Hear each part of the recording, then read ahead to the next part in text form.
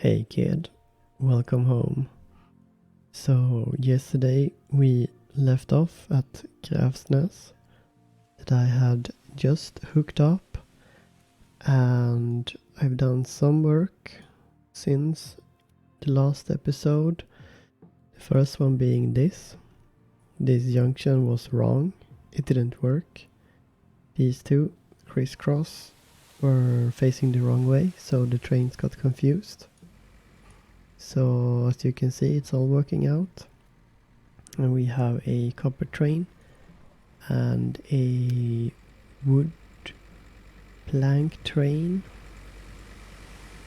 I think.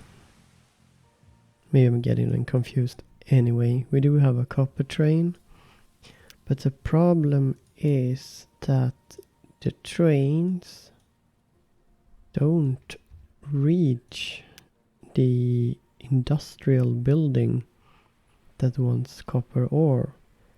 So how do we get it there?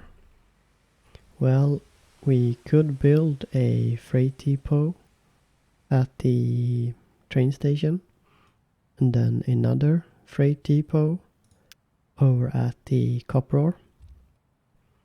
But this is a weird gimmick with the game, because this station reaches this freight depot, and this industrial building also reaches this depot, but the goods cannot be transferred from the train station to the industrial building because they are not in range. So what do? Well, you get a truck that loads up on copper ore and then goes through a waypoint, then goes back and unloads at the same depot, and voila, the industrial building gets copper ore. Yeah, I hope this is going to get patched in the future, because it doesn't feel good. But hey, it works. So now they are happy. They are a little, maybe a bit too happy. We'll see. I've also hooked up Selonger to the network.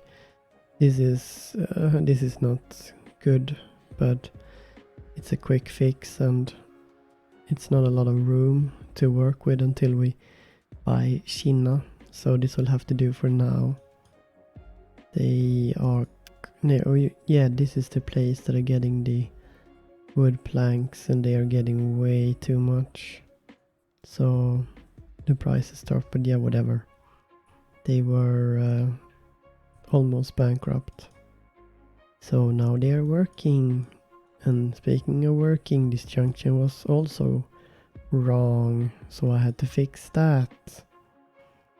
But the good news is that all of this building made me inspired to think some more about different junctions.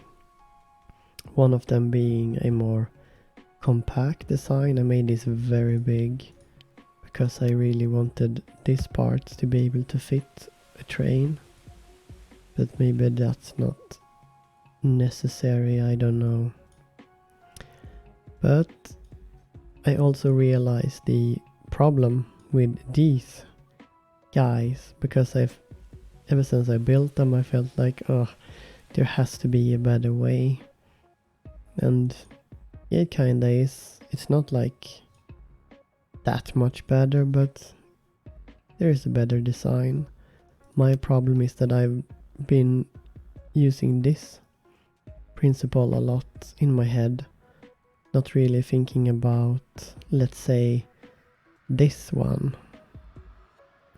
So if we actually apply that, we get this design that I feel is a lot cleaner than this one. I don't know the size difference, but this is more clean, more symmetrical, and also easier to reproduce, I feel like. So if we can fit this in, I feel like this is probably a good idea. But then again, it really depends on how much traffic there is.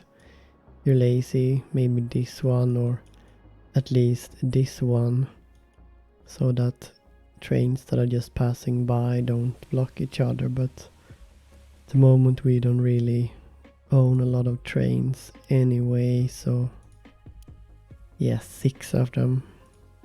So there's not a lot of blocking going on at the moment. When I was playing Factorio, I used roundabouts pretty much everywhere. I feel like they really got the job done. They were easy to work with. You just plonk it down and trains can go wherever they want. In this playthrough I decided to not go with them because, as you can see, there is this circle that all the trains have to pass. So there's a lot of blocking going on, and I don't know, there are more trains in this game than in Factorio, I feel like, but I don't know, I've been thinking, and maybe the roundabout isn't so bad after all, actually, because it's super simple to set up and it's not actually as blocky as you might think. But I think I have to explain this one a little bit more in detail, because if you're building a roundabout you really need to use the pre-signals. You can't just go with the normal signals, or you end up causing, or you might end up causing a deadlock if there comes 4 trains at the same time. They will get stuck because that guy will wait for that guy, who will wait for that guy, who will wait for that guy, and they're just stuck. So we have to use the pre-signals. So the first signal here before they enter the roundabout has to be a pre-signal, and then we have all these signals in the roundabout that are also pre-signals, and then the signal just at the exit of the roundabout has to be a normal signal. And I will try to explain why, because with pre-signals they will come here to this roundabout, and let's say you want to go here straight through. This pre-signal will look at the next signal, meaning this, and if that's green then they can continue. But this is also pre-signal, so it will look at this signal, we will look at this signal, we will then look at this signal. So if there is space at the other end of the roundabout, the train is allowed to go through, so it won't get stuck in the roundabout. It has to have space to leave, otherwise it's not allowed to leave, or well, enter the roundabout. But I feel these pre-signals also work as, I want to say, normal signals, I think. So if that guy is green where we want to go, but there's a train right here, this is still going to be red, because it has to be a clear path all the way for this first pre-signal to be green. Meaning if one train comes from down here, you want to go up there, it will look at all these blocks And if there's a train coming from here, going down, it will look at these blocks, meaning these two trains, even though they are in the roundabout at the same time, won't block each other. And that is also one of the strengths of this.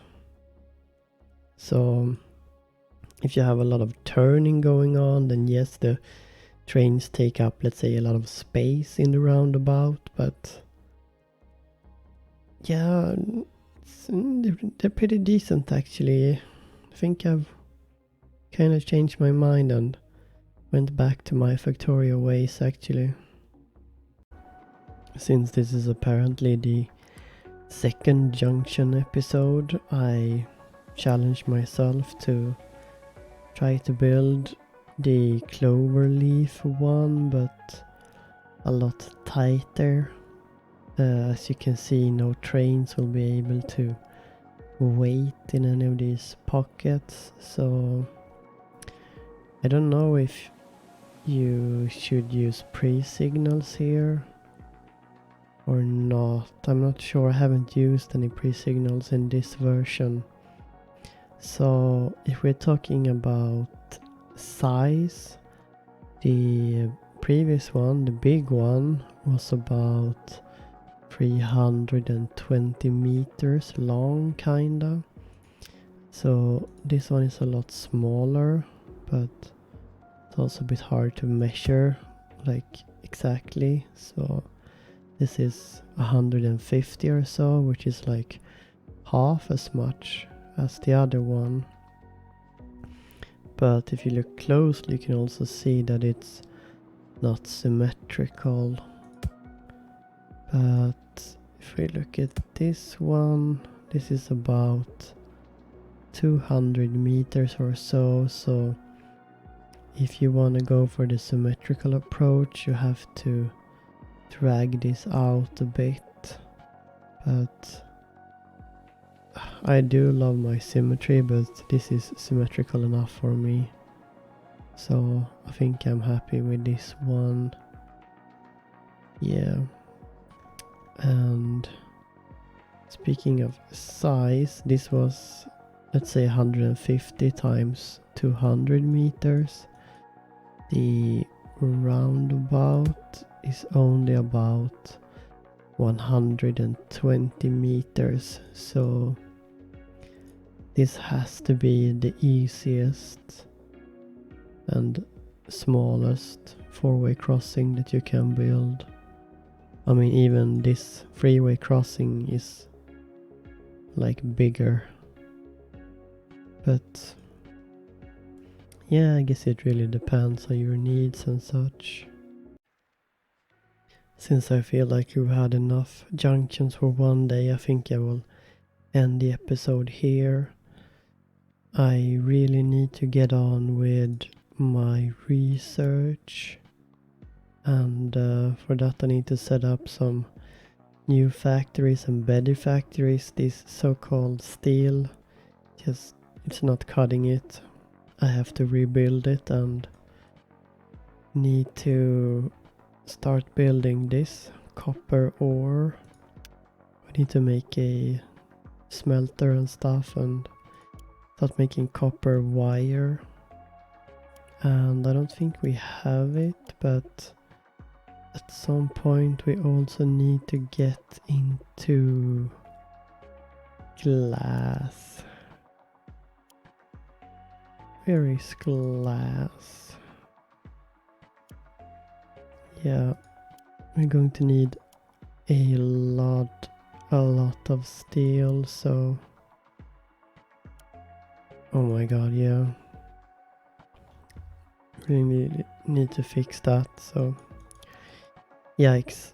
Anyway, that's for next episode. See you kids around. Bye bye.